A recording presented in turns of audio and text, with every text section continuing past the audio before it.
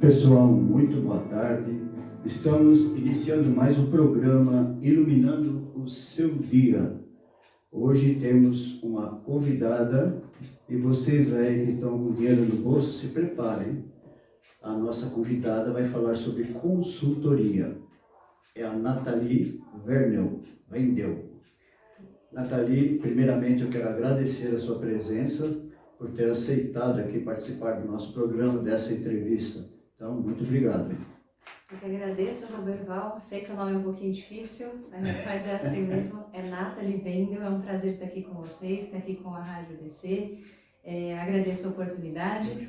Web ABC, não é só fazer essa correção, a Rádio Web ABC. Agradeço a oportunidade, espero que contribua um pouquinho aí para todos vocês. Um bate-papo super tranquilo. Maravilha. Nós da Web Rádio ABC agradecemos a sua presença. E a nossa primeira pergunta é: quem é a Nathalie Vendel? Bom, falando um pouquinho, né, da minha trajetória, eu sou economista, formada pela Universidade Presbiteriana Mackenzie. Sou também atuária, não sei se vocês conhecem um pouquinho dessa grande área que tem aí emergido nos últimos anos, que é justamente tratar de seguros, previdência, capitalização. Então, sou atuária pela Universidade Federal de São Paulo, a Unifesp. Tenho 2 mestrados, um em Economia Política, pela PUC São Paulo, e o mestrado em Economia e Mercados pelo Mackenzie também. Atualmente eu sou doutoranda pela USP, né, em Direito Econômico, Financeiro e Tributário. E não é só isso, ela fala só 4 idiomas, tá? Português, inglês, espanhol e italiano. Então nós estamos aqui diante de uma pessoa que vai nos passar muito conhecimento. E nós vamos falar sobre consultoria. Eu quero saber, Nathalie, o que é consultoria? Muita gente acaba se perguntando, né, muitas vezes o que um economista faz ou o que um atuário faz, né? Uma das áreas de atuação desses 2 profissionais é justamente prestar o serviço de consultoria. Nós também prestamos serviço de auditoria, muitos acabam indo para a área acadêmica, que foi o meu caso, né? Então, atualmente eu sou professora das Faculdades Metropolitanas Unidas, onde também coordeno os cursos de economia atuariais. E dentro dessa área a gente tem uma expectativa de atender justamente os nossos clientes, as demandas que eles têm, desde um atendimento que a gente fala as finanças pessoais, até mesmo prestar serviço de consultoria para grandes empresas, né? E cada um tem a sua determinada demanda, a sua determinada necessidade que nós precisamos atender. Então a gente realiza um estudo econômico, financeiro, pode ser de viabilidade, né? Então se aquele negócio ele é viável ou não, a gente acaba fazendo esse tipo de análise também. E da parte atuarial, Roberval, a gente também analisa as questões dos riscos, né? Os riscos, a incerteza, como que cada empresa, como que cada pessoa pode fazer esse tipo de administração. Então, nesse caso, a consultoria ela pode ser feita individualmente e para empresas também? Pode ser feita. A gente atende, eu costumo brincar, né? Tanto o PJ quanto o PF a gente consegue atender sem o menor problema. No caso vamos começar pelas pessoas, né? Aqueles que estão nos ouvindo e têm algumas ou muitas dívidas e não sabem o que fazer, né? Qual o primeiro passo que eles devem tomar para conseguir se livrar de todas essas dívidas que eles fizeram. Como que funciona esse processo? Isso é uma dúvida acho que todo brasileiro tem, né? E todas as pessoas têm, porque nós não fomos educados financeiramente desde a pré-escola, que deveria ter sido a nossa educação, eu diria, básica, conter essa parte financeira, né? Entender, saber manusear o dinheiro, saber guardar, saber investir. Então é uma dúvida muito comum, muito recorrente a qualquer brasileiro, porque justamente a gente não teve esse tipo de educação. Hoje existem programas, inclusive do governo, que estimulam, né, essa reeducação, a educação financeira das pessoas, mas para quem nunca teve contato, para quem nunca pôde ter acesso a esse tipo de conteúdo, a primeira dica que eu falo é justamente colocar tudo no papel. Hoje, inclusive, fica um pouco mais fácil, existem aplicativos que são destinados a controlar os gastos, entender esses gastos, mapear, literalmente colocar não no papel físico, mas nesse papel virtual, nesse aplicativo. Então, o primeiro passo, é justamente colocar tudo no papel. Aquilo que você gasta, né, no seu dia a dia, suas contas do dia a dia, aquilo que você consome, TV, tudo que você consome mesmo, não só de alimento, quando eu falo de consumo, né? Então TV, telefone, todos os serviços que você precisa utilizar no seu mês, colocar no papel, para que você entenda que aquilo que você ganha tem que guardar um pouquinho e um pouquinho você tem que justamente pagar as suas contas para não chegar numa condição. A gente fala que existem dois tipos de condição que as pessoas acabam chegando, né? Você tem aqueles que são endividados e aqueles que são inadimplentes, né?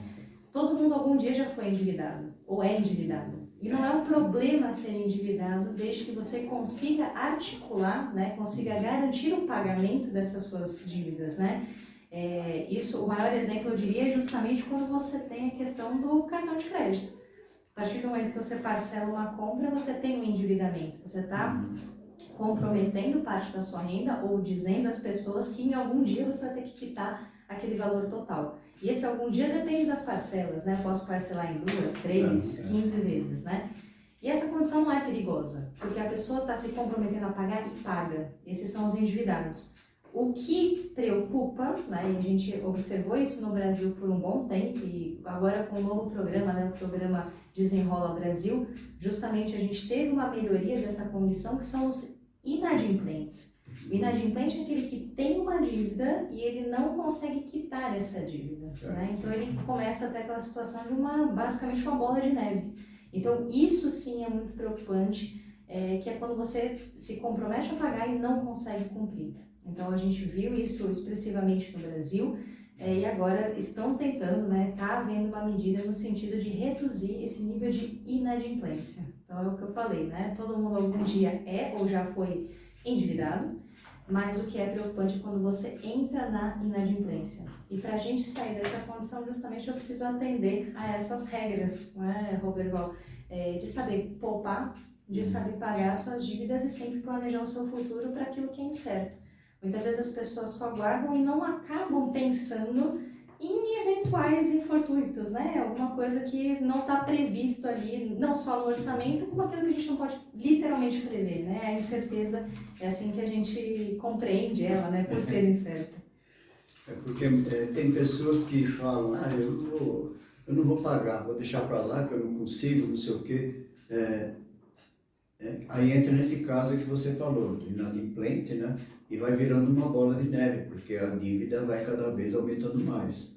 E agora, como você falou também, do governo, ele está dando colocando uma condição, né, para que as pessoas consigam acertar aquilo que elas devem, né, colocar tudo em dia. O que eu vejo também, muitas pessoas fazem dívidas porque elas começam assim, é R$10 por mês. Quando ela percebe, ela tem mais de 40 contas de R$10. Né? Então, nesses casos, por exemplo, a pessoa não tem controle. E hoje é muito fácil, né? Hoje com o cartão ficou tudo bem simples, e simples em termos, né? Simples para quem recebe, porque para quem vai pagar, ele vai ter que pagar aquela conta. Então, como que a pessoa, vamos dizer assim, como ela consegue, no primeiro passo, você falou de escrever tudo, a se organizar para realmente ter uma consciência daquilo que ela está fazendo de errado, né? Que se ela tem uma dívida e não consegue pagar aquilo, não consegue sair daquilo, tem alguma coisa errada. Como que um consultor propõe para a pessoa sobre o que ela deve fazer? Como eu falei, o primeiro passo é colocar tudo no papel, não tem jeito. Porque quando a gente coloca no papel, a gente está visualizando aquilo que eu recebo, aquilo que eu preciso pagar, né? E aquilo que eu desejo pensar no futuro. Então eu preciso ter essa visualização muito clara. Então tem que separar um dia, tem que pegar toda a sua renda, colocar no papel, né? Então eu recebo X reais e gasto X reais. E ver justamente o que sobra, ou o que eu preciso ainda ter de recurso para pagar aquilo que eu já contraí de dívida, né? E uma dessas que a gente sempre costuma falar, uma dica muito básica, é a regra do 50-30-20. Né? Então, o que seria? O 50-30-20 é justamente o seguinte: você tem 50% da sua renda, você vai pagar tudo aquilo que você precisa pagar. Então, são as suas contas do dia a dia, eventuais gastos, contas que você já contraiu, O 30 é justamente aquele restante, né, da sua renda. O 30 é justamente aquele restante da sua renda que você vai destinar justamente para pagar coisas que elas não são fundamentais, né? Então não entra nesses 50%. Então, por exemplo, você quer ir no cinema, você quer fazer uma viagem, você entra nesses 30% da sua renda. E os 20% de tudo aquilo que você ganha, você tem que guardar. Né? Criar essa cultura de poupar. Né? Isso, eu falo que é uma cultura de poupar porque é difícil poupar. E principalmente eu entendo, eu sei que a realidade do brasileiro ela é complicada, é muito difícil. A gente está falando de 20%. Tem gente que só consegue guardar R$10. Mas é importante que você tenha essa disciplina de que todo mês, toda semana, depende da sua vontade, da sua capacidade, o quanto você realmente pode. Criar essa cultura de guardar.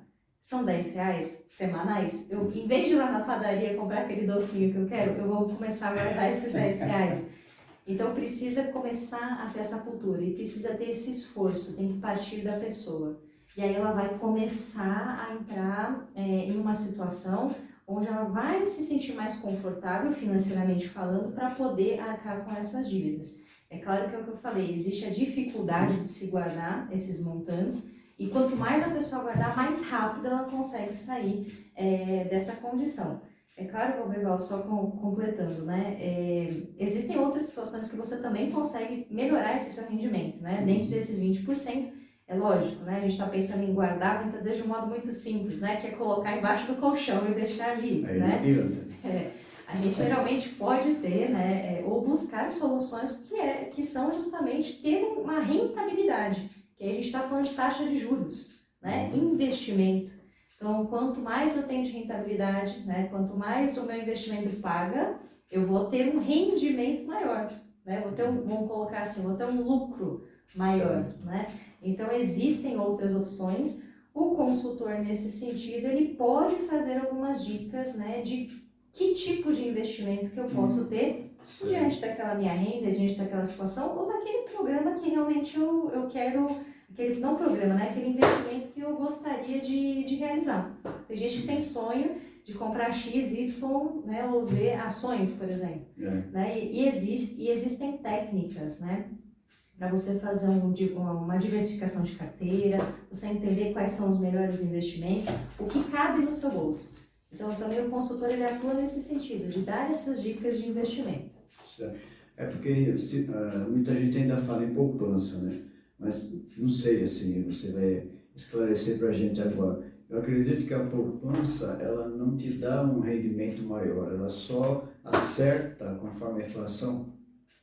É isso mesmo? A gente fala só explicar esse conceito de juros, né? Às vezes a gente fala muito economês, pode até me cortar, Roberto, para deixar um pouco mais simples, mas a ideia do juro é justamente o seguinte: você emprestar o dinheiro para alguém, no caso do investimento, e você ter uma remuneração para aquele dinheiro que você não vai usar hoje. Por isso que eu brinquei com o docinho da padaria, né? Então, em vez de eu comer o doce hoje, daqui um mês eu não vou comer um doce, porque o dinheiro que eu guardei, ele rendeu.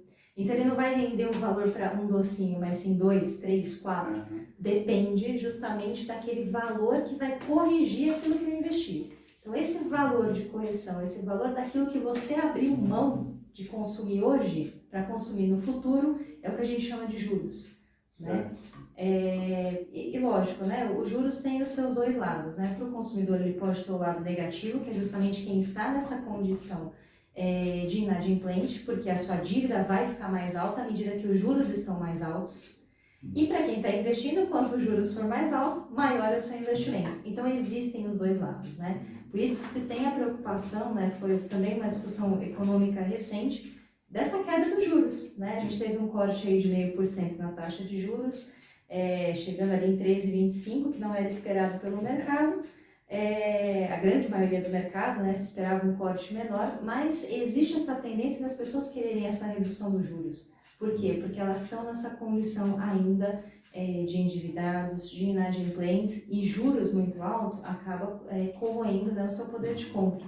Somado a isso, né, os juros também ele um dos remédios, eu diria assim, que o próprio Banco Central utiliza justamente para reduzir a inflação. Porque inflação muito alta também é ruim. A gente viveu isso ao longo da história brasileira, né? Principalmente quem viveu na pele, né? Os anos 80, sabe como isso foi difícil, né? Você não ter uma paridade, uma referência, né? Você vai comprar o pãozinho hoje, ele é R$1, amanhã ele são R$2,50. Então isso é muito difícil e a gente na época era complicado.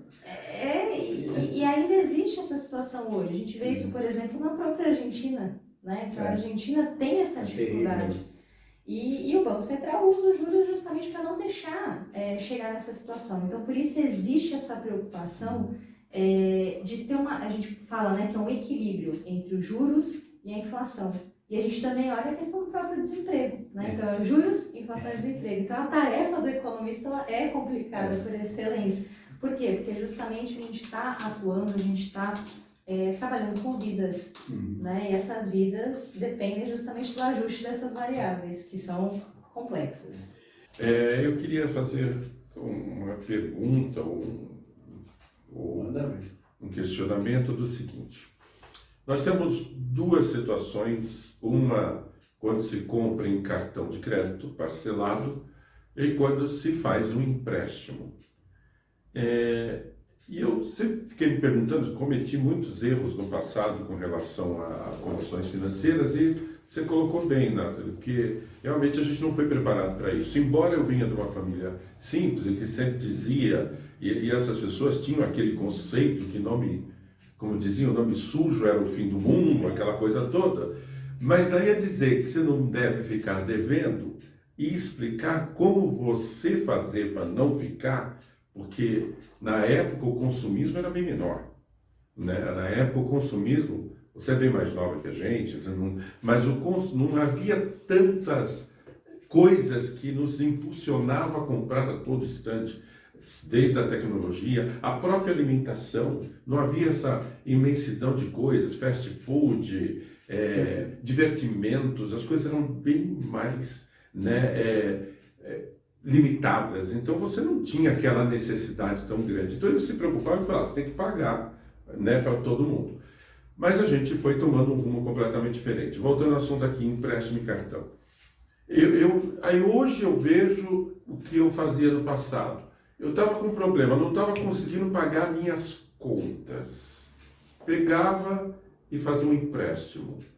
Se eu não estava conseguindo pagar minhas contas e fazia um empréstimo com juros, que é um valor que resolvia naquele momento, mas no mês seguinte eu continuaria com aquelas dívidas que eu não consigo pagar e ao mesmo tempo com mais outra que eu adquiri.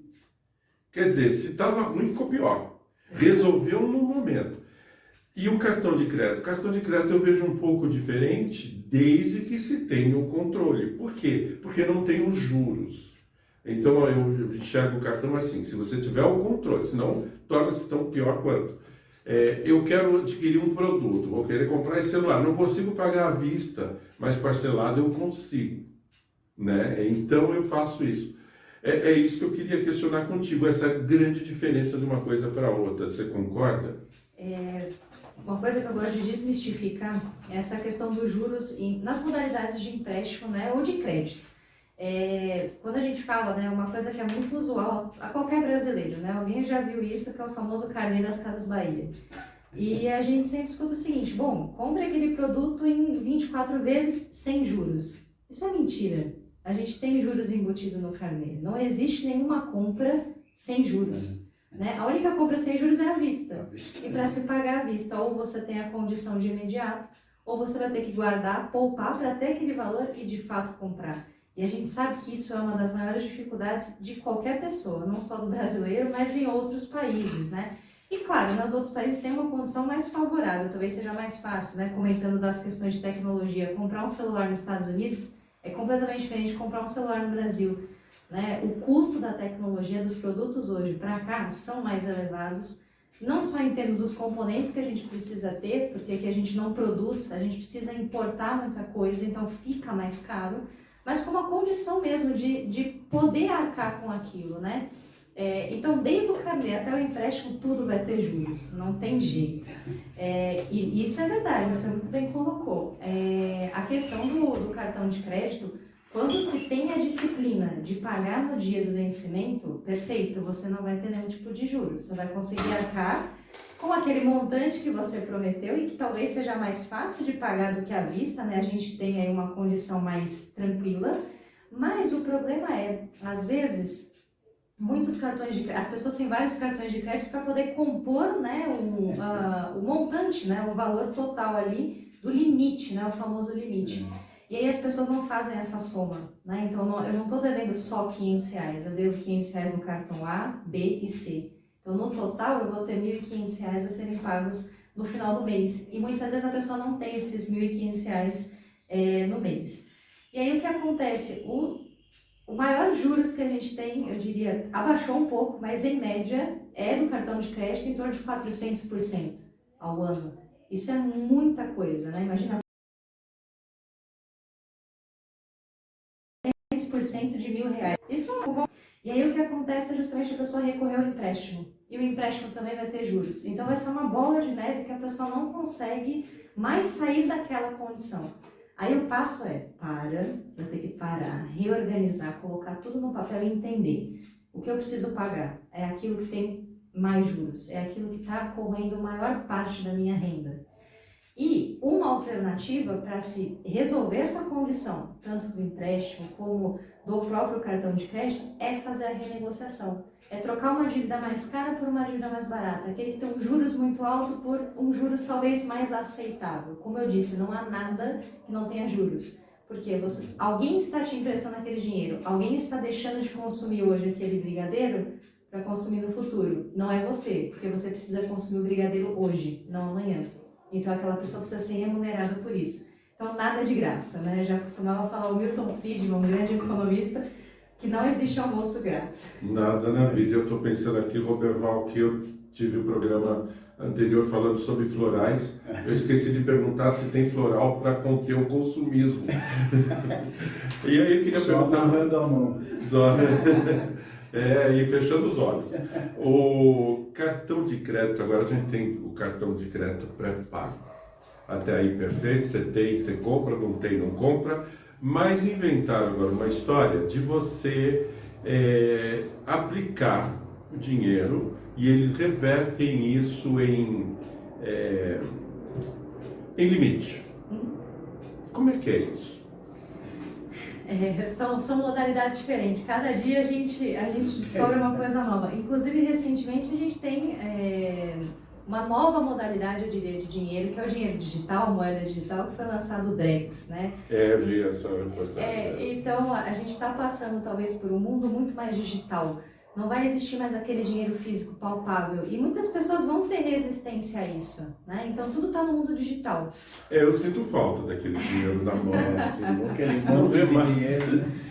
Só vejo o número passando daqui para lá. Exato. Então, e existe por ser justamente assim, para você poder ter essa mobilidade de transformar em limite, de você poder até seria uma forma de investimento. Você está colocando aquele montante que vai render um pouquinho do CDI, que a gente fala que é o tipo de correção para esse tipo de modalidade de cartão, ele rende um pouquinho, e aquele limite, na verdade, é o par e passo, né? Então você postou, olha só, né? Pensando no digital, mas você depositou R$500, rendeu um pouquinho de CDI, então seu limite é de R$500 que você postou, mais essa remuneração, então vai dar R$501, mais ou menos, né? E isso transforma no limite, porque a ideia do limite é justamente isso. Então, aquilo que eu tenho depositado é justamente aquilo que eu posso pagar, né? Então, eles conseguem ter esse tipo de controle. É uma modalidade nova, acho interessante, mas assim, o cartão de crédito, a ideia é o seguinte, né? Você tem, inclusive, a questão dos dados, né? O cadastro positivo, o banco faz a sua análise de crédito, o quanto que você pode gastar. Sua renda é de X? Então dá mais um pouquinho, né, para ela poder parcelar aquela conta, e aquele vai ser o meu limite, né? Então existe essa flexibilidade no cartão convencional. Nesse cartão pré-pago literalmente o que eu postei, eu tenho um pequeno rendimento para dar o meu limite total. E eles têm a garantia ali, né? Exato. Na verdade, legalmente é novo. Mas eu estou me recordando aqui que lá nos anos 90 eu tive uma passagem breve que eu cheguei a trabalhar temporário como digitador nas Casas Bahia. E eu via que eles lá tinham um procedimento que se você tinha uma conta poupança, aquela conta poupança servia como prova de renda para você comprar parcelado. Coisa que era informal, exclusivo das Casas Bahia que usava esse critério. Não é propaganda não, gente. Né?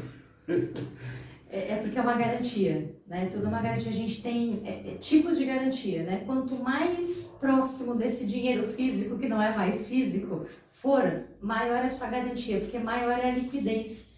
Então, por exemplo, se eu tenho uma dívida e você não honra, na verdade eu sei que você tem aquilo guardado no banco, então tá líquido, eu tenho aquele dinheiro, eu posso, dentro dos limites legais, pelo amor de Deus, mas eu posso sacar aquele valor e quitar minha dívida. E existem esses limites de liquidez. Às vezes a pessoa fala assim, eu não tenho aquele dinheiro. Aí o banco, ou aquele que vai fazer a cobrança, né, ele vai olhar e fala assim, bom, mas ele tem imóvel, então o imóvel também é uma garantia. Né? Só que para o imóvel ser vendido, nessa liquidez para virar dinheiro demora um pouquinho. Então sempre é mais interessante que você já tenha o dinheiro sempre em mãos. Agora, seja ele digital ou físico, né? Então, vamos aproveitando aqui a oportunidade. Vamos supor que eu estou devendo 10 mil reais. Não tenho como pagar tudo isso daí. Você acha, por exemplo, muitas pessoas pensam isso. Você acha viável você fazer um empréstimo para pagar essa dívida? Se o empréstimo tiver um juros menor e você conseguir pagar, você primeiro quita esses 10 reais e você conseguir pagar a parcela do empréstimo com juros, sim, vale a pena. Então aí a pessoa teria que, como você disse, anotar tudo no papel, ver quanto ela deve por mês, vamos dizer assim. Se ela for a um banco ou uma financeira, alguma coisa assim, ver aquele valor quanto vai sair por mês e quantas vezes também, né? Porque exato, quanto que tem os juros, quanto que vai ter de juros nesse processo, todo empréstimo ele tem juros, né? E ver quanto que vai ser esse valor que você vai ter que arcar por mês. Pagando e conseguindo pagar essa parcela do empréstimo, vale a pena quitar aquele valor, porque provavelmente aquele valor que você contraiu, sobre ele os juros podem ser maiores, né? Então você acaba perdendo mais renda. Então é uma solução sim, Roberto. Então agora vocês que estão nos ouvindo estão começando a aprender um pouco sobre educação financeira. Posso dizer isso? Pode. Engraçado, nós realmente, como você falou, nós não aprendemos isso, né, na nossa vida porque os nossos pais também não sabiam. Nesse aspecto foi interessante, você falou de 50, 30, 20, a minha mãe, ela tinha essa ideia. Todo mês ela guardava um pouco do pagamento, eu não sei quanto, né, porque ela não revelava o segredo, mas ela guardava dela e do meu pai um tanto por mês. Então, com isso, eles conseguiram bastante coisas. Porque não é você guarda 20 reais, você não vai comprar uma casa em um ano. Mas eles foram guardando durante muito tempo. Então isso daí é um tipo de educação. Eu acho que tinham essa descendência, né? Então eles ficaram com isso na cabeça. E ela falava, nunca você gasta além daquilo que você ganha. Exato. Né? Então é muito interessante, porque aqui nós vemos diferente, as pessoas falam, eu vou gastar, eu tenho, eu vou comprar. E outra coisa, se eu devo R$1.000 e ganho 2, eu não estou ganhando 2, não é? Eu estou ganhando 1.000, exato. Porque os 1.000 já estão ali comprometidos. Exato, exatamente. Você comentou dessa cultura europeia. Na verdade, os maiores poupadores, Roberval, foram justamente os japoneses. Os japoneses são aqueles que têm a maior cultura em poupar. Inclusive, por um longo período de tempo, no Japão a gente viu inclusive juros negativos. Olha. Ou seja, você colocava o dinheiro para investir e na verdade você não tinha uma rentabilidade, você não ganhava dinheiro, você perdia dinheiro. De tanto que eles tinham essa cultura de poupar, de deixar o dinheirinho guardado ali. Inclusive a gente conseguiu ver isso como um fenômeno econômico. É muito interessante porque em todos os aspectos, né, eu como faço um programa voltado à espiritualidade e muita gente faz dívidas e fica pedindo para Deus ajudar a pagar. Só que no mundo de Deus não tem dinheiro, né? Lá não tem nem cheque, nem cartão, não tem maquininha. Então, nós temos que resolver o nosso problema, aquele problema que nós criamos para nós mesmos. Não foi ninguém que obrigou uma pessoa a comprar nada, a fazer dívida. Então, justamente isso, né? Uma falta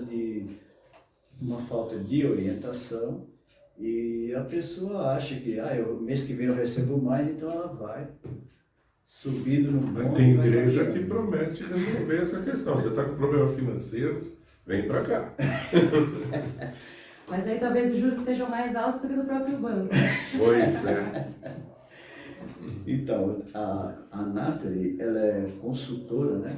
Sou consultora, então, economista. Isso. E no final ela vai deixar o endereço para vocês aí. Se alguém quiser fazer uma consulta, né, quiser uma orientação, alguma coisa, bate um papo com ela. E eu não sei se você vai resolver o seu problema, porque depende muito de você também fazer, né? Não adianta só saber e não praticar. Em todos os aspectos, a nossa vida é desse jeito.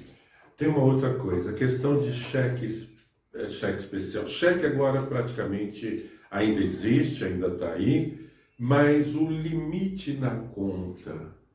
Lembro do cheque especial, e também é outra coisa que eu entrava numa fria. Porque chegava um momento que quando eu via, eu pagava e continuava devendo a mesma coisa. Pagava e continuava sempre devendo a mesma coisa. Era uma dívida sem fim. Porque quando você fazia um crediário, fazia alguma coisa, você sabia que uma hora ia acabar. Podia fazer em 48 vezes, você sabia que ia acabar. E quando você se dá conta, eu falava, gente, que limite é esse? Eu estou há anos pagando e continuo devendo a mesma coisa. Isso é um absurdo. Tem os seus dois lados, né? Alguém precisa sair ganhando na história, não dá pra gente empatar do 0 a 0. Empresta uma vez. E aí acabou. Mas é justamente isso, porque a pessoa chega nessa condição de uma bola de neve, né? Ela não consegue mais pagar e se vê como você se viu, né? Poxa, mas nunca acaba aquilo, aquele juros está sempre em cima de mim, né? O famoso LIS, quando a gente olha na conta, mas você tem um crédito consignado, a gente escuta muito isso. Usa, porque é bom, né? A gente tem essa cultura, né? O banco assedia as pessoas nesse sentido, né? Olha... E tinha o status, né? Você tem um talão de cheque especial, e era tantos especiais que tinham cores diferentes, né? A cor que se destacava, se era mais prata, né? Tinha mais status, uma coisa assim. E o mesmo foi com o próprio cartão de crédito, o famoso Diners Club. Foi o primeiro cartão de crédito. Pouquíssimas pessoas American Express, né? E aí hoje agora você tem cartão de luxo, que é basicamente os blacks da vida, né? E tem várias condições, né? Você chega ali a taxas mensais a serem pagas de R$100, né? Não é nem anuidade, é mensalidade de R$100 para usar esse tipo de cartão. Então não é todo mundo, né? Que pode ter acesso a isso e que consegue arcar com isso. É claro, seria maravilhoso se todo mundo tivesse cartão Black e pudesse consumir e ter uma tranquilidade de pagar. Mas cada modalidade cabe a cada pessoa, né? E eu acho que o mais importante é a gente criar essa cultura de saber investir para poder chegar onde eu quero chegar. Quero ter um cartão Black? É possível, mas eu tenho que começar com aqueles famosos R$20. Guardando os R$20, um dia eu vou ter 20 milhões. É claro, não é da noite para o dia. É com assessoria, né? É muito difícil. Uma coisa que eu gosto de alertar bastante as pessoas, tomar muito cuidado com o youtuber, tomar muito cuidado com o que vocês veem na internet, ouvir promessas milagrosas. Você vai ter um rendimento de 500%. Não existe rendimento de 500%. É sempre aos poucos, né? Ninguém vai ter nada de graça. Então precisa ter esse cuidado para que um dia a gente consiga chegar lá e com tranquilidade. E tem vários truques que estão sendo usados, principalmente no Kawaii. Você paga R$1.000 e daqui uma semana você está com 20 mil, 30 mil, aí mostra o celular do cara ali. É lógico, qualquer programador sabe programar o celular. Acabou os problemas do mundo, né? E tem muita gente que acredita e acaba investindo, né? Usando até o nome daquele que é mais rico lá do mundo. Usam até o nome dele para dizer que é ele que está promovendo isso. Roberto, a gente teve até a questão de jogador de futebol que investiu em fundos de criptomoeda, que é essa nova modalidade que prometia rendimentos absurdos, né? não é que as criptomoedas são ruins, não é isso que eu estou defendendo aqui. Eu acho que é uma modalidade interessante, inclusive, de se investir. Mas para tudo quanto é modalidade de investimento, a gente tem também golpes, as famosas pirâmides financeiras. Isso existe em qualquer modalidade, da mais básica desses R$20 até os 20 milhões de um jogador de futebol. Então precisa ter esse cuidado e principalmente, eu ressalto mais uma vez, com o que é visto na internet. Infelizmente tem muitas promessas aí que não podem, não existem, não tem como serem cumpridas. Porque é um absurdo, por exemplo, o cara se investir R$100 hoje, a semana que vem receber 1.000, mas o cara vai perder R$900. Não tem como uma pessoa acreditar num absurdo desse, né? A Sônia Martinez, que inclusive faz o programa amanhã, a partir do 12:30, Trilha Sustentável, colocou aqui: somos levados pela sociedade de consumo e ostentação. Com isso, muitas pessoas gastam mais do que ganham para manter o status. A Sônia: verdade, Roberval, todos fazem dívida sem pensar. Não consegue pagar, depois fica pedindo ajuda a Deus. Ajudar é difícil. Sônia disse que tem tudo controlado. São duas Sônias, né? Sônia Martinez e a Sônia Maquia. A Sônia Maquia é descendente de japonês, então ela tem tudo controladinho, que você já até falou, hein, que os japoneses já têm esse hábito, né?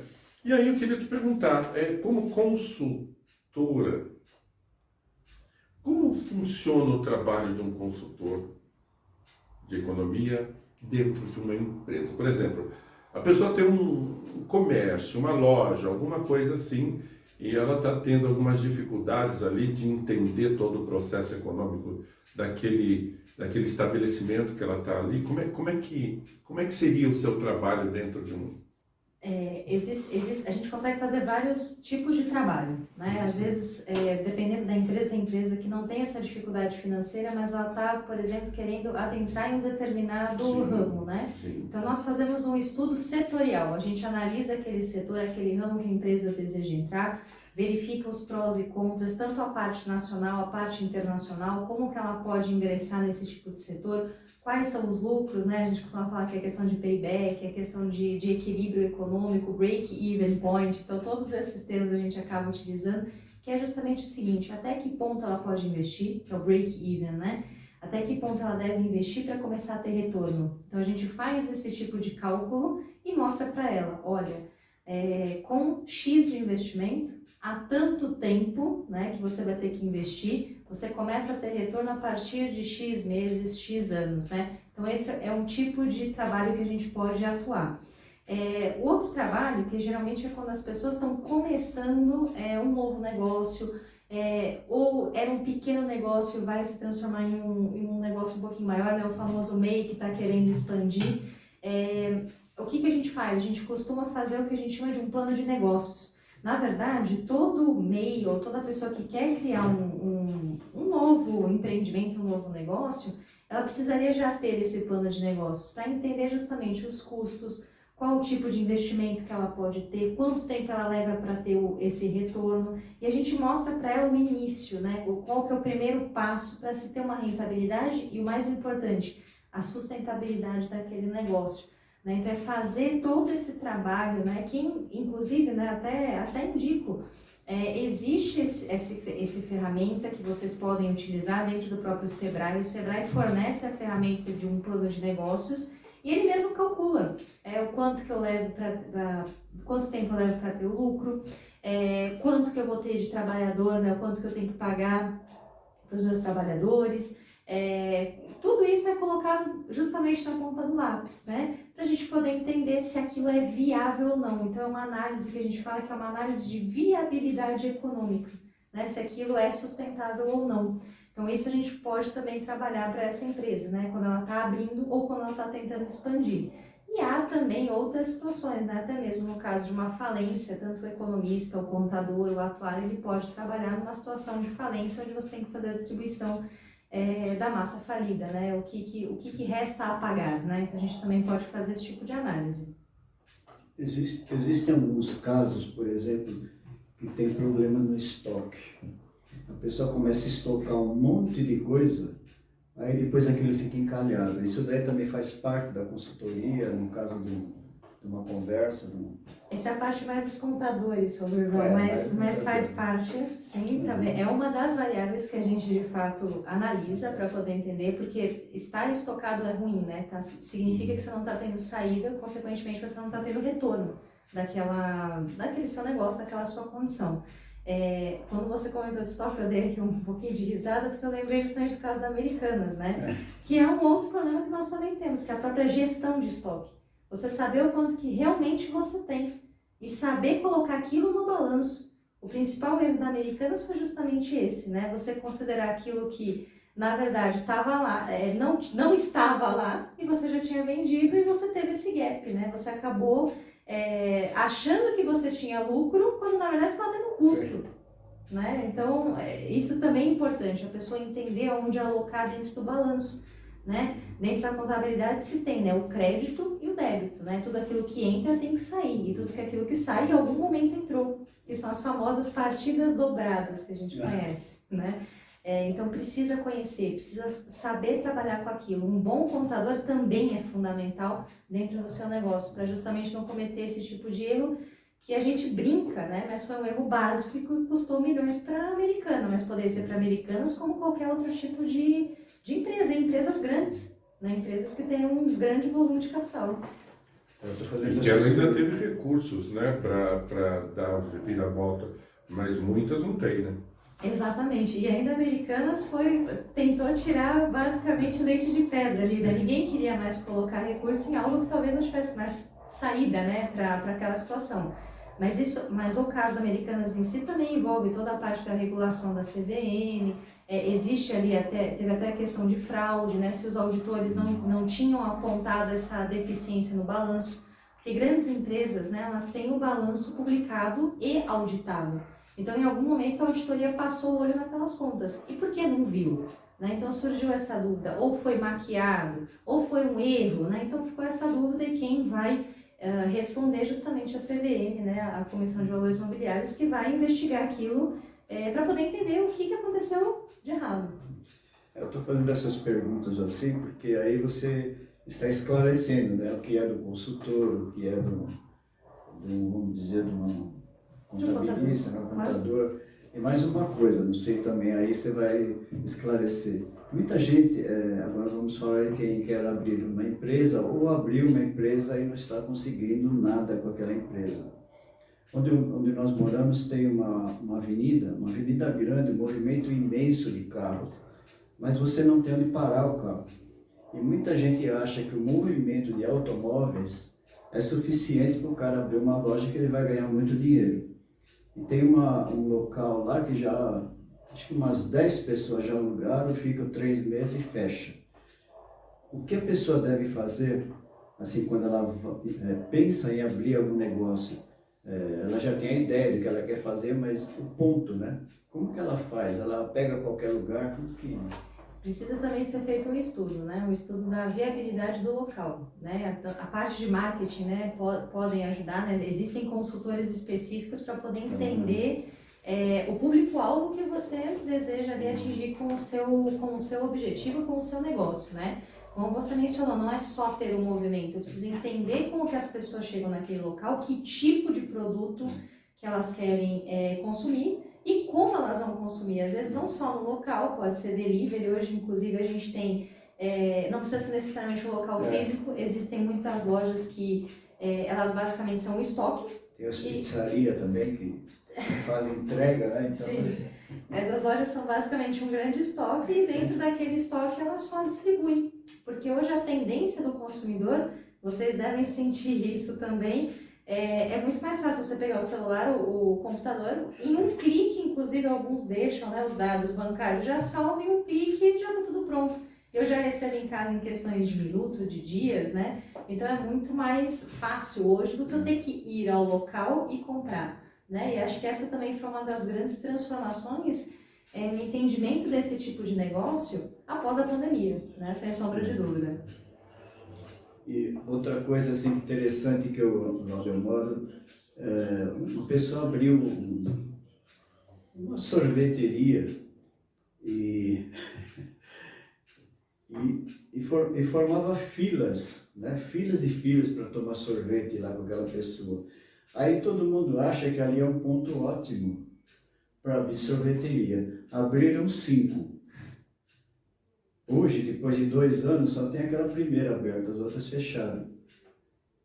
Isso aí a gente. O Berval comentou a respeito da questão do sorvete. Isso aí a gente já viu no passado. Foi aquele fenômeno das paletas mexicanas. Não sei se vocês vão se recordar. Então existem modas, né, ao longo do tempo. Foi a moda da paleta mexicana, hoje dificilmente você encontra. Tem algumas que sobreviveram, né? Mas também tem essa questão de moda, né? As pessoas acham que ter aquilo você vai conseguir ter uma rentabilidade garantida. Não necessariamente, né? Depende muito mais da demanda daquele consumidor. Então, será que todo mundo, né, a todo tempo, não enjoar em nenhum momento de paleta mexicana, né? A gente tem diversas outras modas, né? Hoje se come muito comida japonesa, né? Mas será que todo mundo vai gostar? Ninguém vai enjoar? Ninguém vai ter um outro tipo de comida, né? Então, são períodos, né, que se tem ali que as pessoas acabam investindo, acabam pegando aquilo para si. E fazendo dívidas. E não necessariamente aquilo vai ter uma rentabilidade. Então, mais uma vez aqui, nós estamos conversando com a Nathalie Brendel. Ela é consultora e se você quiser fazer perguntas, faça pelo nosso WhatsApp 11 99772 4117.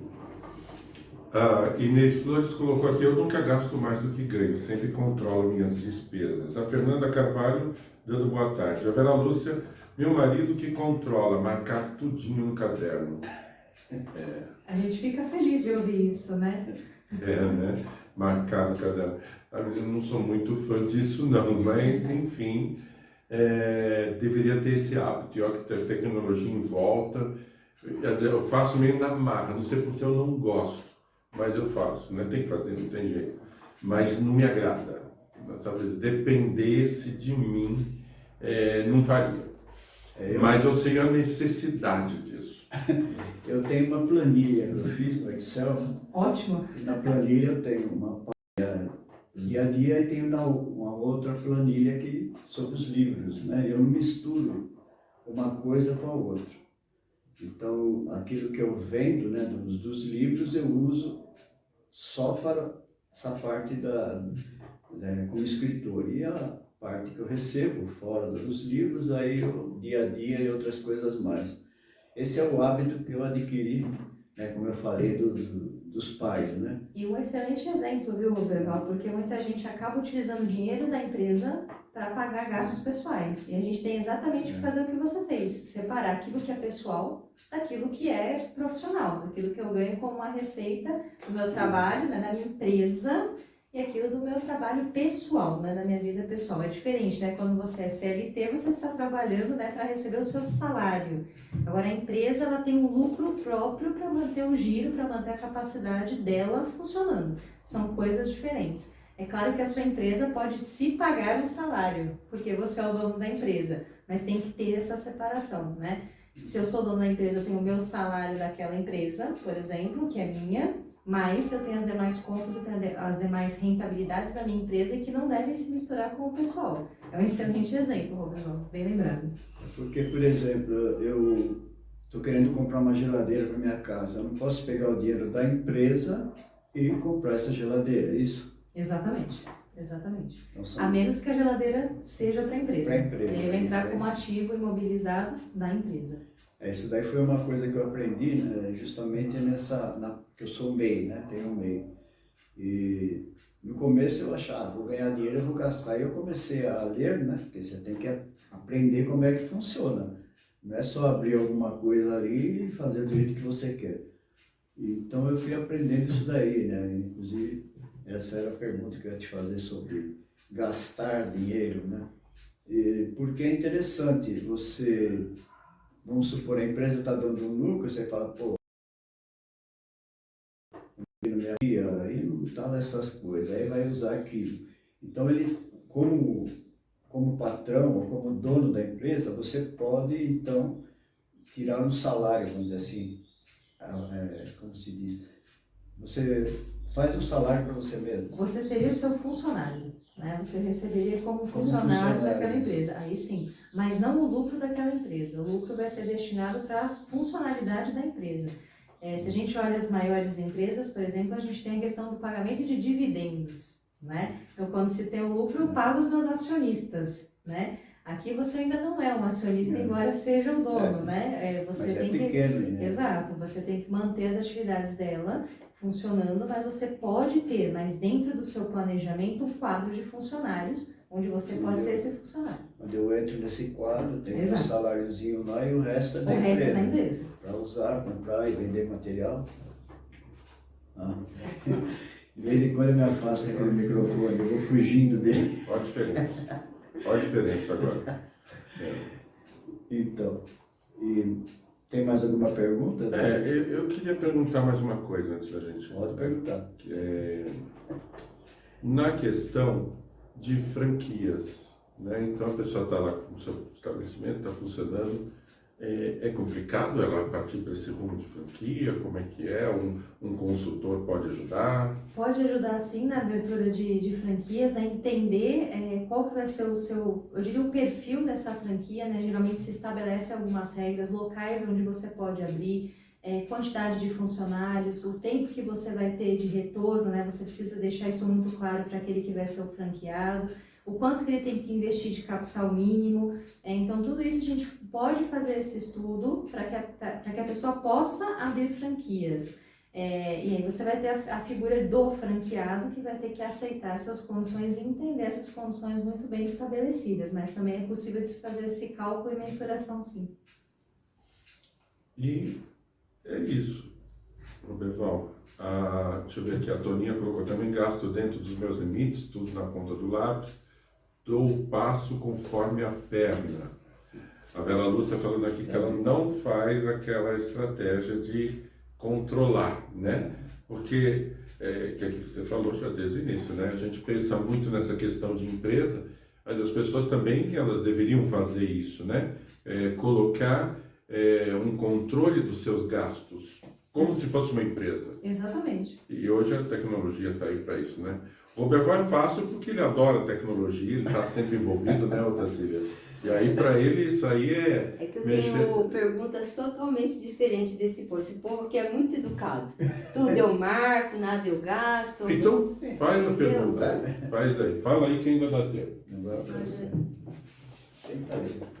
Até para fazer uma pergunta diferente. É até bom. Então, Tá ligado? Não sei se tá. Atrás dele, vê aí se tá ligado. Um botãozinho bem... Isso aí. Bom, boa tarde a todos, né? Boa tarde mesmo. Muito obrigada por você ter aceito o convite, né? Mas assim, todo mundo aqui que eu percebi, todo mundo é educado na hora de gastar, todo mundo marca, tudo. Eu não, sabe? Eu comecei bem mais velha mesmo a ter essa educação. Eu vi que não havia necessidade. Então eu percebo que o gastar está ligado à parte emocional. É isso mesmo? Existe esse lado sim, inclusive dentro da área econômica a gente fala que isso é o que a gente fala que é o comportamento ou de manada, que é no caso dos investidores, ou da própria economia comportamental, né? Então existe todo um lado psicológico na hora de se ter esse tipo de consumo. Inclusive, se não me engano, foi um dos ouvintes que comentou, existe, né, essa tendência das pessoas a consumirem por uma questão de status. Isso é uma condição, inclusive, de nós brasileiros, né? A pessoa só se sente inclusa dentro da sociedade quando ela tem, por exemplo, o último carro do ano, quando ela tem a melhor casa, quando ela tem o melhor tênis, o melhor celular. A gente não fala nem a marca, mas vocês sabem qual é. Então, se a pessoa não tem aquilo, ela não está inserida socialmente. E aquilo afeta o psicológico da pessoa. Ela começa a pensar assim: eu não pertenço ou àquele nicho de colegas, ou até mesmo a própria sociedade, o Brasil, né? Eu não sou brasileiro porque eu não tenho isso, aquilo ou aquilo outro. Então eu sou levado a consumir. O ideal, aí o Roberval até comentou a questão do modelo europeu. O europeu, embora ele consuma, todo mundo consome hoje em dia porque nós vivemos no mundo capitalista. Mas o europeu, ele tem a seguinte consciência: eu não vou ser inserido socialmente pelo carro que eu tenho, pelo tipo de roupa que eu estou vestindo. Eu sou inserido socialmente a partir do momento que eu tenho acesso a educação, cultura, lazer e tudo mais. Por quê? Tudo aquilo que eles arrecadam, né, os tributos que são pagos e a taxa, né, tributária do europeu, né, é muito superior à brasileira, né, se não igual, eu diria, à brasileira, que é elevadíssima, mas eles têm condição de ter todos esses tipos de recursos. E o brasileiro não. O brasileiro falta saúde, educação, cultura, lazer, tudo. Então você acaba tendo que prover, você acaba tendo que gastar mais para poder sanar uma necessidade que é coletiva, e não só essa necessidade coletiva, mas você também tem desejos pessoais, né? E a gente fala, né? A gente fala muito em economia, né? Querer muitas vezes não é poder, infelizmente, né? Eu posso querer muito aquilo, mas eu não tenho recurso, porque o meu recurso é limitado, ele é escasso. Então eu não consigo ter tudo ao mesmo tempo, nem tudo aquilo que eu desejo. E aí fica essa distância, né? Fica esse gap entre aquilo que eu queria ser, aquilo que eu vou ser aceito e aquilo que eu realmente posso gastar. Então precisa ter uma melhoria no todo, né? Nesse macro, né? Ter essa gestão de recurso, e a gente falou muito aqui, a gestão do recurso pessoal, a gestão do recurso privado das empresas, mas também tem um outro elemento aí que precisa fazer uma boa gestão, que é o governo, né? Saber onde alocar esse tipo de recurso, o próprio orçamento público, né? Onde vai cada tipo de coisa, para que você também tenha esse respaldo, né? Então, mas o meu não era tanto de marca não, sabe? Eu queria ter. Assim, eu vejo que eu percebi isso, né? Que você falou, que faz sentido, porque realmente vem lá de trás, né? Um monte de coisa, não pode, não pode, não pode. Então eu comecei a ver que tudo eu posso, né? Mas eu também posso dentro de um limite. Então eu comecei a perceber que eu posso ter aos poucos, né? Eu posso ter a aguardar. Aí foi melhorando, mas também teve um negócio de perda de emprego, que também é uma coisa muito importante. Se você perde o emprego, como é que você vai pagar aquilo que você está devendo? Então, foi um aprendizado muito grande que eu tive, né? Então, tenho sobre isso daí, uma bagagem, uma vivência, do qual eu posso passar para o outro, né? É diferente do Roberval. O Roberval é certinho, ele marca certinho. Eu não sou certinha, eu me tornei certinha, tá? Quero ter o pé no chão. Não, ele tem o pé no chão, mas eu tenho no chão, no ar, em tudo e vivo minha vida normal, né? Cada um com o seu perfil. Exato. Eu posso estar certa, ele também pode estar como todo mundo. Então não adianta ficar julgando, nem criticando, cada um sabe o que realmente é o melhor para si. Então eu busquei, me encontrei e estou seguindo minha vida normalmente. O importante é ter o equilíbrio entre os dois, né? Às vezes um acaba equilibrando o outro, né? Eu falo por experiência própria, a Kátia é mão fechada, ela não gasta. Eu gasto. E aí nesse meio a gente acha equilíbrio. Exato. Né? Olha ela aí. Tô falando. Pronto, falei. Né? Então, Você está aprendendo. alguns anos atrás eu estava conversando com o Roberto é um japonês, e ele trabalhava com ações na Bolsa de Valores, e ele tinha um carro zero, era da GM, não lembro a marca, mas era zerinho. E eu tinha um carro mais velho, sei lá, uns 20 anos, 10 anos mais velho. Aí eu falei assim para ele era muito legal esse carro. Rapaz, eu vou comprar ainda um carro desse. Ele falou assim, seu carro dá muita manutenção? Eu falei, não, nenhuma. Ele falou, gasta muito? Eu falei, não. Ele falou assim, ele leva onde você quer ir? Eu falei, com certeza. Ele falou, então você tem um carro ótimo. Foi aí que eu aprendi, isso daí que você acabou de falar, né? A turma quer o carro do ano. E muita gente fica frustrada, Sim. porque não consegue, sem perceber que ela tem tudo ali. Não é porque o carro é 10 anos mais velho, 12 anos mais velho. Eu trabalhei no local à noite, e as pessoas me perguntavam, pô, você tem mulher, 3 filhos, como é que você consegue viajar todas as férias? E eu falei, sabe por quê? Vocês têm o carro do ano, você está pagando, o que você paga por mês, eu gasto na viagem. Mas isso são escolhas, Roberval. Isso também é outra lição econômica que a gente tem, né? Como eu falei, nem tudo que a gente quer, a gente pode, né? Os recursos são escassos, né? E também existem as escolhas, né? O que a gente fala que são os trade-offs, né? Se eu escolher alocar, ou seja, gastar com o carro, eu não vou necessariamente, né, poder comprar uma viagem. Tem gente que pode comprar um carro e viajar, mas provavelmente essa pessoa não vai conseguir comprar uma casa ao mesmo tempo. Né? Então, são escolhas também que as pessoas fazem, né? E com relação à frustração, realmente, né, a pessoa sente isso, né? Então, pesa no bolso, né? Toda vez que a gente tem uma perda financeira, isso pesa no bolso, a pessoa não consegue dormir e se sente frustrada pelaquela condição financeira que ela chegou e por não poder melhorar ou não poder ter aquilo que ela queria efetivamente ter. Sem contar que existem os acumuladores, né? Esse é um problema. Esse é um problema. Eu compro aquilo que eu não sei usar. Eu fiz muito disso também. Tem máquinas que eu nunca usei. Sabe que... Deixa eu só falar do pessoal que está aqui. Olha aqui, ó. A Vera Lúcia. Minhas contas também pagam tudo em dia, até adiantado. A Toninha. Não sou consumista. A Celeste. Conheço pessoas compulsivas. Gasta sem necessidade. Toninha. Pago tão adiantado que esse mês paguei a conta em duplicidade. Ainda bem que já resolvi. Pô, não chego a esse ponto. A Celeste, a Dona Cátia não é mão fechada, ela é controlada. Tá certo. Aí, corrigi aqui. A gente tem uma questão também, acho que geracional, né? Cada geração tem um tipo de comportamento. Hoje em dia, muito se fala da nova geração, que é a geração Z.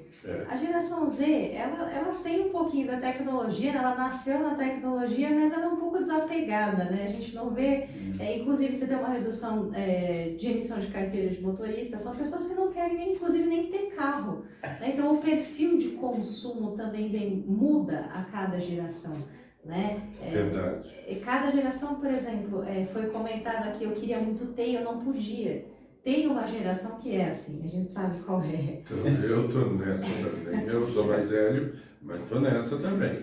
A gente pega isso também. Então, cada geração tem esse tipo de comportamento, né? Tem geração que é mais apegada, tem geração que queria muito ter ou não ter, né, determinada coisa. E hoje a gente está caminhando, talvez, né, a geração Z se preocupa muito com a questão de sustentabilidade, a questão de não ter o consumo responsável, né, se usa esse termo, né? Inclusive buscar uma questão ambiental mais tranquila, né? Então são perfis também aqui diferentes, né? Por isso que a gente acaba vendo essa divergência.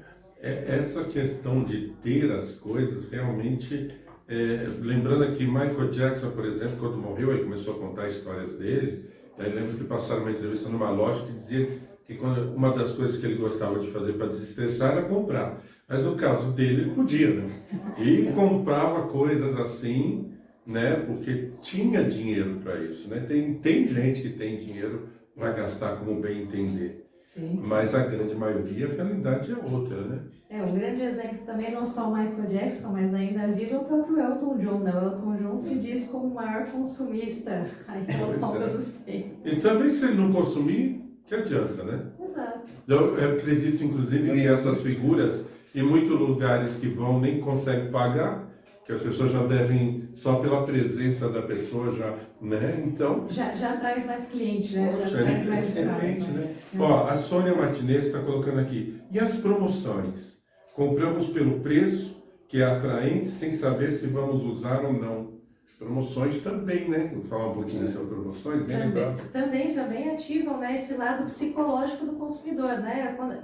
Veja só, quando vocês vão em alguma loja, é mais atrativo quando vocês visualizam numa etiqueta R$4,99 ou R$5?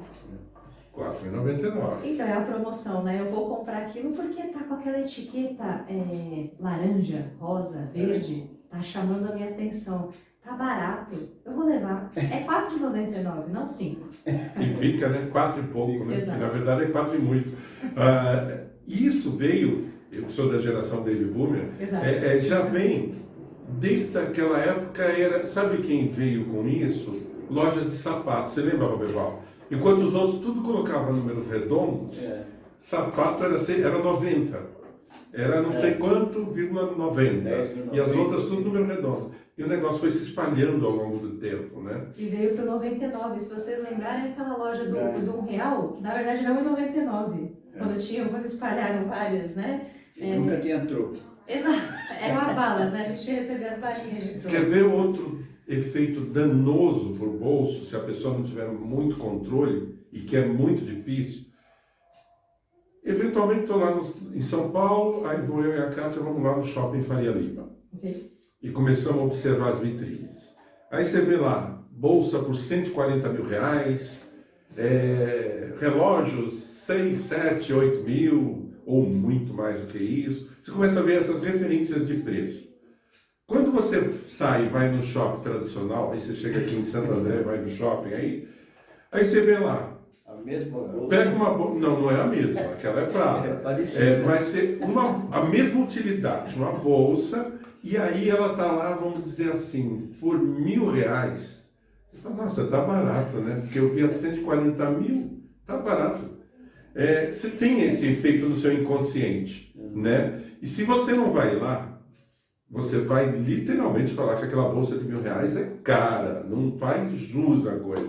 Mas parece que faz uma lavagem cerebral quando você vê uma coisa dessa. Mas vou contar que esse é um efeito microeconômico que muitos de vocês sofrem sem perceber. Não precisa nem fazer a saída a um shopping de luxo ou um shopping mais popular. Por isso que eu toquei nesse assunto, que aí você vai explicar. Existe esse fenômeno, né, que a gente fala do preço médio. Então, olha só, quando vocês vou utilizar os nomes aqui, quando a gente vai, por exemplo, Starbucks ou McDonald's, né, você sempre tem o preço do pequeno, médio e do grande, né?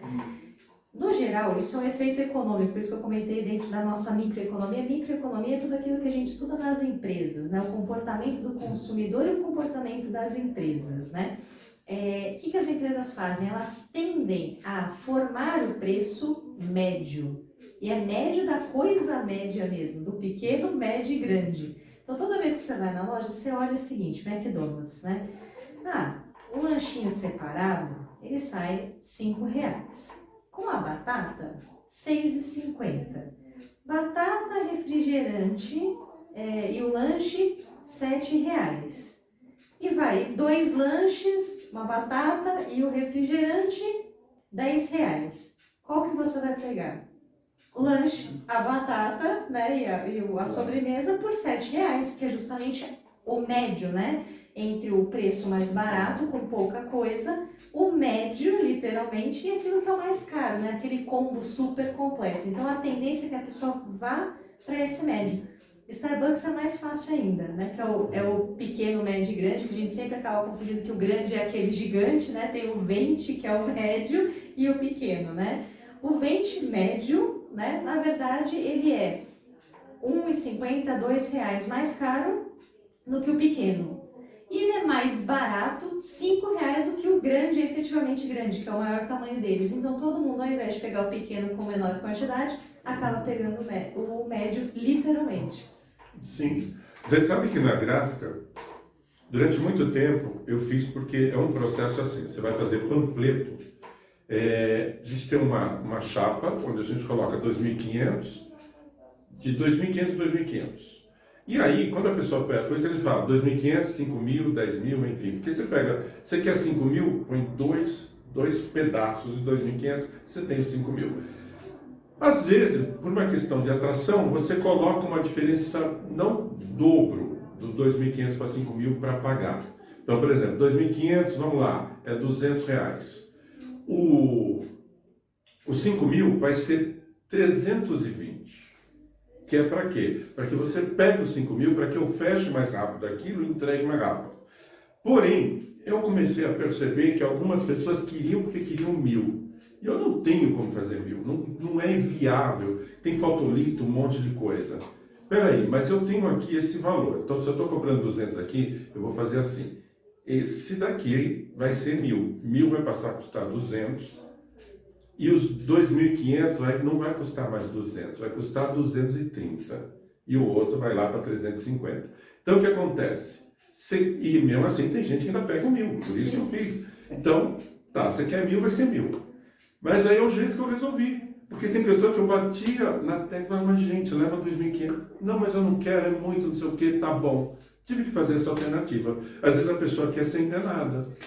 Às vezes, para a empresa, às vezes essa questão do preço médio é porque você tem um custo que te beneficia, né? Então, por isso que você tende a convergir justamente para o médio. Mas vai ter pessoa que sempre quer aquele mini, e o mini sai mais caro. Sim, tudo que sempre, é pequeno sempre vai sair mais caro. Em tudo, né? Justamente por conta do custo, né? É muito mais caro você produzir em menor quantidade do que em maior e em larga escala, né? Que você já tem, tá tudo ligado. integrado, né? Tá colocando o custo de se produzir, energia, sua força, já vai tudo de uma vez. O pequenininho Ela é não quase... muda quando você pega pouco. Só matéria-prima, só. E é quase artesanal. É. Né? O artesanal é muito mais caro, é praticamente personalizado, então acaba saindo mais caro. Por isso que a tendência é sempre pro médio. Pro médio. E essas alternativas que a gente faz, que vai de encontro com aquilo que você falou. Exato. Né? Porque você tem toda uma estrutura. Se você for só ficar naquilo, você não vai, não anda. Não tem rentabilidade, né? O custo acaba sendo maior do que o seu lucro. Exatamente. Deixa eu ver as últimas aqui. A Sônia, eu também conheço pessoas assim, Celeste. Gasta tanto que depois vem pedir ajuda pra gente. Tenho amiga assim, amiga da onça, mas o barato pode sair caro. Quer dizer, tem gente que ainda pede pros amigos para emprestar. Né? Esse empréstimo nem sempre é com banco, com financeiro. Porque a pessoa já perdeu isso, né? E também é perigoso, né? Porque você está emprestando o seu nome para uma outra pessoa e, na verdade, a dívida está no nome da outra pessoa, né? É outro CPF que está ali sendo prejudicado, né? Podendo perder a sua qualidade ali do crédito, né? Então, é importante ter bons amigos nesse sentido. É verdade. Está chegando, estamos no final aqui. Infelizmente, estamos chegando ao final do programa, né? O papo está bom. Estamos aprendendo bastante sobre consultorias, não tanto sobre consultoria, né? Porque é sobre economia. E eu gostaria agora que a Nathalie falasse seus 5 minutos finais, desse endereço, né, de contato, tudo, se alguém quiser fazer uma consulta com ela, alguma coisa assim. Eu quero primeiro agradecer a oportunidade de conversar com vocês essa tarde, agradecer o convite aqui do Roberval, a própria Web Rádio ABC. É um prazer estar aqui com vocês, espero que não tenha falado tanto economês, espero que tenha ajudado a elucidar, trazer algumas questões aí importantes. Então, mais uma vez, agradeço a todos aqui a oportunidade. Eu, como professora, né, a gente tem essa tendência, né, de sempre ouvi-los, né? Então, fico à disposição no Instagram, quem quiser me seguir, né? Então, @Nathalie, Natalie, V de Vitória, N de navio, L de laranja. Estou lá para poder bater um papo com vocês. E quem preferir me encontrar nas redes sociais, também estou disponível no próprio LinkedIn com meu nome e sobrenome, Nathalie Wendel. Estou à disposição de vocês, a gente pode conversar. Mais uma vez agradeço a todos aqui e a Web Rádio ABC. Muito obrigada. Depois ela escreve o nome dela no WhatsApp da rádio. Isso que estava perguntando aqui, ela tá no WhatsApp, Tá. né? Aí depois, se tiver um tempinho, interagir com eles lá, Com certeza. as mensagens lá se apagam a cada 24 horas, tá? Perfeito. Então, amanhã, nesse horário, tudo se apaga sozinho, tá? Combinado. Bom, eu que agradeço aqui a sua presença, Nathalie. Muito obrigado.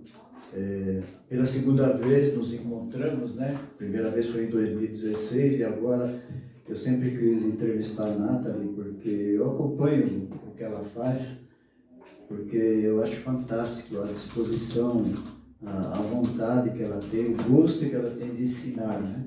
Eu vejo lá alguma coisa que você coloca sobre a aula que você está dando. Então, eu acho fantástico as pessoas quando elas têm um objetivo e se dedicam àquilo que elas gostam. Ela não vai pela moda, né? Pelo momento atual é isso, eu vou fazer isso. Não, ela vai por aquilo que ela gosta. E isso é importante porque toda pessoa que faz o que gosta, ela acaba tendo sucesso. É óbvio que nada vem de um dia para o outro, exige um tempo de trabalho, né? Quem trabalha bastante, falando em trabalho, por exemplo, eu gostava de ouvir o Antônio Hermínio de Moraes. O cara trabalhava de 12 a 14 horas por dia, né? Então, eu admiro pessoas que realmente se dedicam àquilo que gostam. Então, muito obrigado mais uma vez. Agradeço a todos vocês que estiveram nos ouvindo até esse momento, pela Web Rádio ABC, pelo site da webradioabc.com.br ou pelo aplicativo do Web Rádio ABC, e também aqueles que estiveram escrevendo aqui, nos acompanhando pelo WhatsApp. Muito obrigado a todos vocês, um ótimo fim de semana e até a semana que vem com mais um programa Iluminando o Seu Dia. Muito obrigado e até lá.